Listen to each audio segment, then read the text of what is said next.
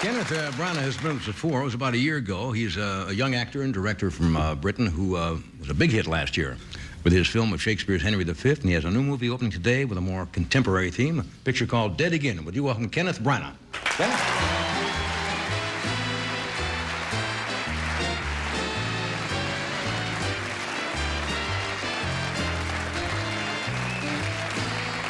I will show you how quickly on a show like this we can change direction from this kind of strange stuff we were talking about. All of a sudden now we move into Shakespeare. Good to see you again.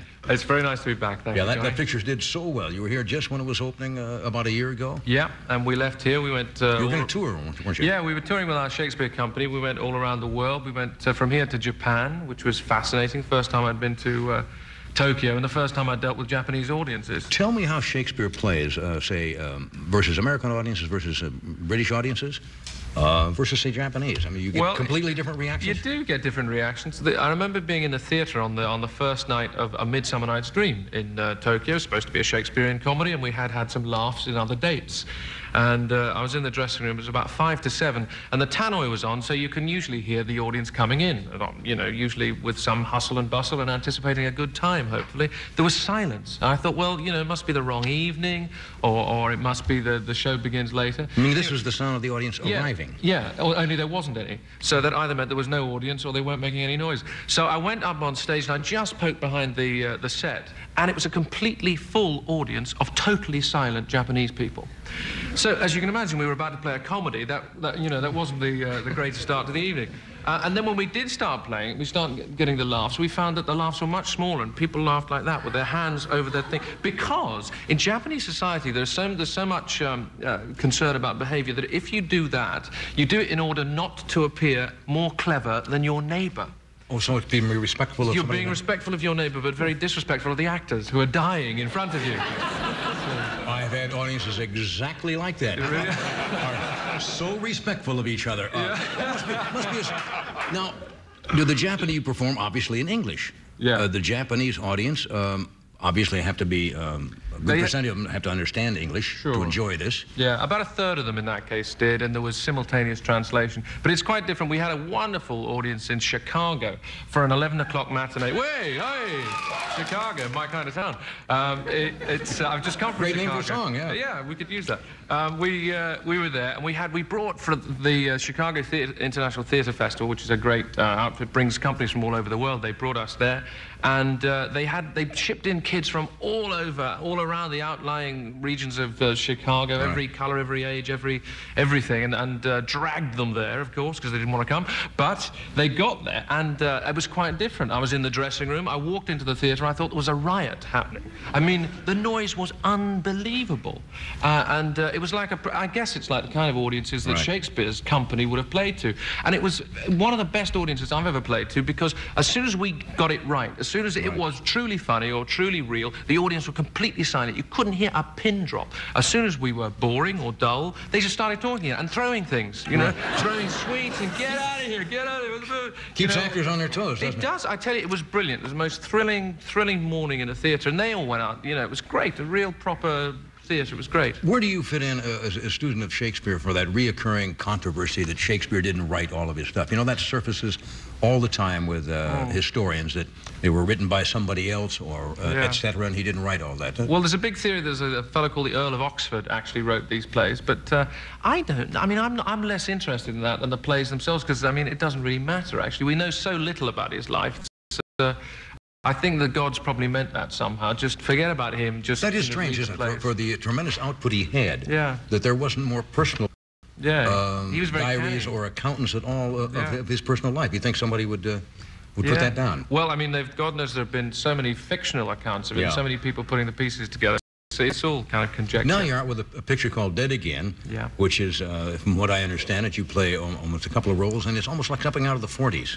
Yeah, it's partly set in the 40s. There's a murder that occurs in the 40s that may or may not happen again in the present day, if you believe in reincarnation. You believe in reincarnation? It's a fascinating idea. How you mean to come back as something else? Well, that's a question that philosophers always pose. If you could come back, who would you come back as? Yeah. Well, there are a lot of people, you know, I did a lot of research on this, and a lot of people, there's a statistic in the film which is true, that is that more people believe in past lives than don't. And I talked to a lot of people. So I talked to a woman who'd been regressed. Under regression, she discovered that she was in the service of, she was a French maid in the service of a general in Napoleon's army. And under hypnosis, she spoke French of the period, a language she had no knowledge of. Well, there's the famous story, Bridie Murphy, I think, was the one who regressed back, and they could not figure out how she would know these particular things. It's either trickery. But it's scary. What do they call it? Out-of-body experience? Is that similar to that? And people do it as a kind of therapy. You know, another woman I spoke to, rather like the character in Dead Again, she went through this past life therapy because when she was regressed, she actually reenacted a murder. She was murdered in a previous life. And again, the film says that if you resolve a trauma in a past life, you might resolve one in this life. And she'd had all sorts of anxiety attacks and depressions and things. And when she relived, and it was rather painful and traumatic, but when she relived this terrible thing, she got rid of all the kind of tensions in her current life. Maybe we're not to know about those things. They asked me if I wanted to be regressed myself. Would you? I said, no way. Because the other thing, you know, you talk to people, and so many people have been regressed and they discover they were Cleopatra or Napoleon in a past life. And no one's ever, you know, an anonymous peasant or... you never see somebody who's a beggar somewhere. They're either Napoleon... exactly. I knew if I went back, if I was in a past life, I'd be a frog or something. It would be very, very depressing. How do you feel about reincarnation? Do you think that's is this kind of a happy theory that, hey, maybe this is not all of it and you'll come back as... Well, there's something about... I mean, one of the ideas in the picture is about, in Dead Again, is this idea that if you are meant to be with somebody, that somehow, somewhere, it will work itself out in one lifetime. If not this lifetime, then another lifetime. And that's a very attractive, romantic idea, I think. And God knows, a lot of those Eastern religions have reincarnation as a complete, you know, fundamental part of the philosophies, and they're pretty convincing. Now, many of us have had experiences, I'm sure you have, of déjà vu, of something that this is actually this conversation or this same happening has happened before. And I read an interesting thing about the psychiatrist said that is not probably true. It's that the brain, a millisecond after that has happened, actually thinks it's happened before, and you've never experienced it before. But the brain, for some reason, fires this signal. It's a fascinating subject, really fascinating. I'm getting we have a little film clip here from Dead Again. Do you have to give a little preparation of what we're going to see in this scene? Yeah, I think it's when the woman who has been having these nightmares about the murder that she may have been involved in is regressed and comes out of the hypnosis and is rather worried about the person who is with her who may have been involved. Okay, from Dead Again. You were in the house. What house? Roman and Margaret's house. You saw Mr. Church in the past?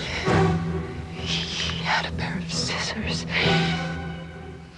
He was gonna kill me. Come on.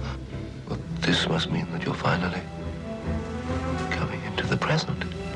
It means I'm on her mind, that's all. You were there. We could always regress you, Mr. Church. Take you back 40 years. Forget it. Well, why not?